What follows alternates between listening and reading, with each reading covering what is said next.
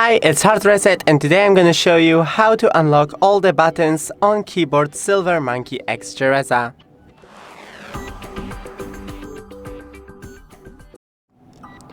So the Windows button works fine.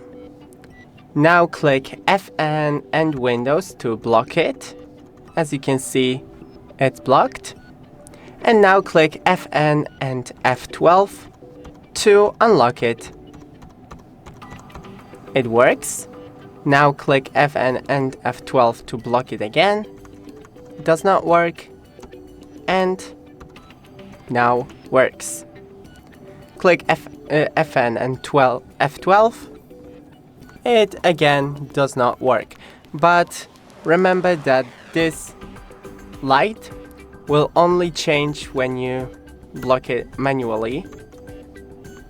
Right now it does not work because it's blocked by function 12. And now. That's it. Don't forget to leave a like and see you in the next one.